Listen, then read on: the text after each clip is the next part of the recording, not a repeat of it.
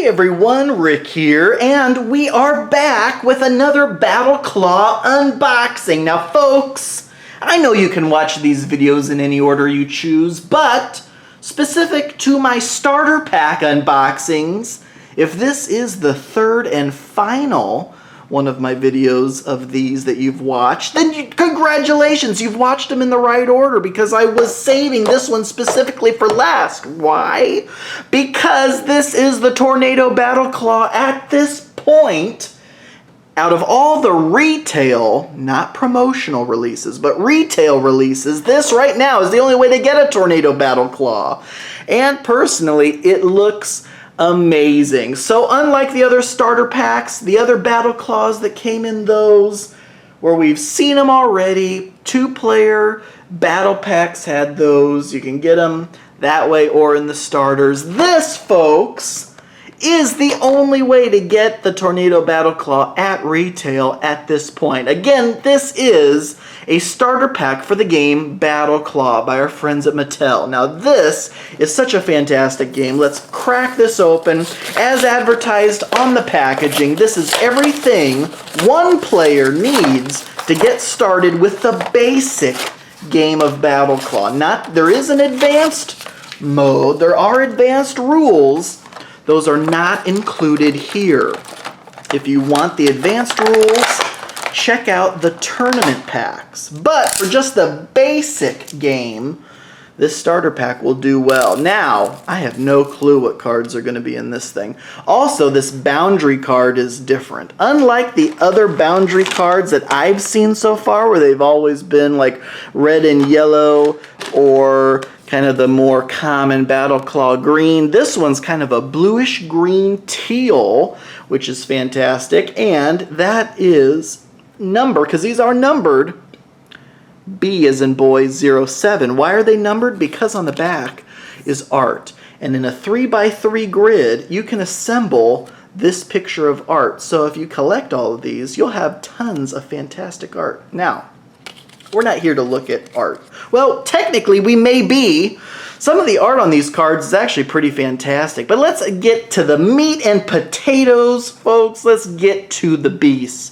This is the Draconstrictor. You think after all these fantasy games that have been released over the past several decades that they'd start running out of names. But not once have I ever heard the name Draconstrictor. I can't even say it. But anyway, I think it's pretty cool. I love the way this guy looks. Plus, I love anything that has to do with metal. So far, I haven't seen a lot of metal. But this Draconstrictor requires 1 water Jinlin and 1 white metal Jinlin in order to summon it. Plus, if one of those Jinlins happens to be a dragon sculpt, this beast gets plus 20 power versus beasts with no power tokens on them. Plus it has a Wu Jing bonus of plus 10 power against fire element beasts to its base power of 30, 60 defense. Awesome. That is the Draconstrictor. Now this is one I haven't seen before. I don't believe. Big Fang. Now there you go. For every crazy random name, you get something a little more down to earth. Pure and simple. This guy's pulling no punches. Big Fang. What does Big Fang require to create him or her? 1 wood Jinlin and 1 water Jinlin. Oh my gosh, I was just saying in another video that I've never seen a beast with a defense over 60, and look what we have here. Folks, this beast's base defense is 70. Good grief. Some beasts only start with 20 power. Man, that is a fantastic defense. Not too shabby base power either. Plus 20 power if it's fighting a earth element beast. Plus, if one of the 2 Jinlins you put on this guy is an ape, then you activate this ability, which says choose a Jinlin in the field and banish it, removing it, and release it at the start of your next turn. So you literally, as soon as you put an ape on this guy, you take a Jinlin out of the common pool, out of basically the game for the moment. So then on your opponent's turn, when it's their turn to capture something, that Jinlin's not going to be there. So there's definitely some tactics you can use to your advantage. Plus, at the start of your next turn, you'll then release it back into the battlefield, and I assume that will give you a +10 power token. Why wouldn't it? You get one every time you release a beast. I don't see why you would not get the power token for doing it here. That is Big Fang. Man, that's already climbing to one of my top beasts at this point. What about Scuttle Scale? Scuttle Scale, that's kind of a cute name, but that beast sure doesn't look cute. It requires a wood Jinlin and a metal Jinlin, and as long as one of those is a scorpion, this pulls no punches, it gets +20 power to its already substantial 30. That'd be a 50 if at least one of the Jinlins is a scorpion.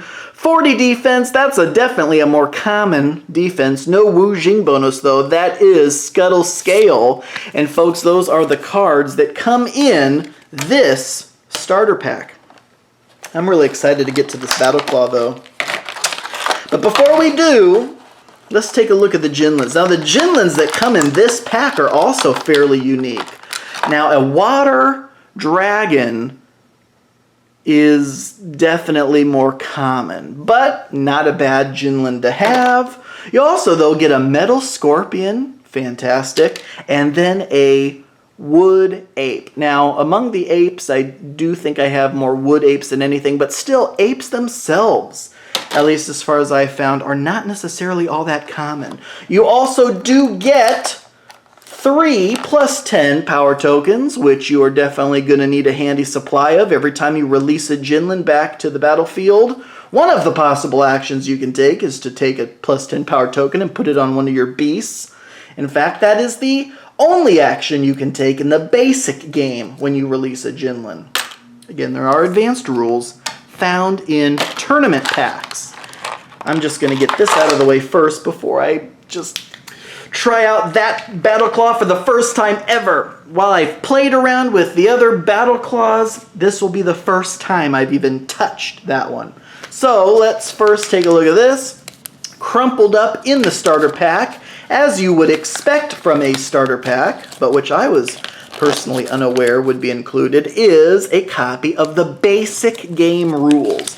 Everything you need to know to play the basic game of BattleClaw. Yeah, there's actually quite a bit to even just the basic game, but it's simple enough. As soon as you take a quick read through there, you'll know exactly what you're doing.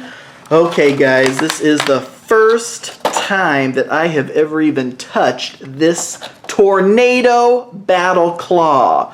Now, when you take a look at this thing, the color scheme just screams, to me it screams 80s, but look how wide that claw gets. When you have a pile, let's pull some Jinlins over here.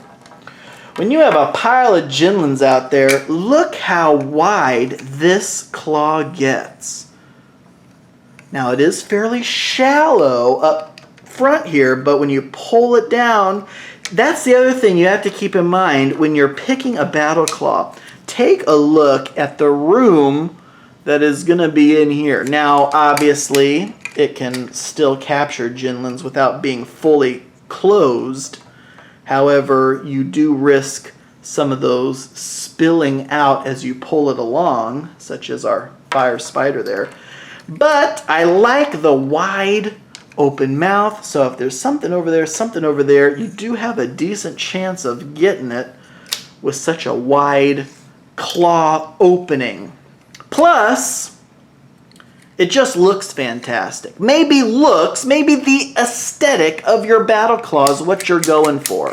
If you're all about looks and some substance, you may want to take a peek at the Tornado BattleClaw. Folks, this is the starter pack for the Tornado BattleClaw. It is currently the only way to get the Tornado BattleClaw. I'm loving it. I can't wait to actually give this a try in some games of BattleClaw.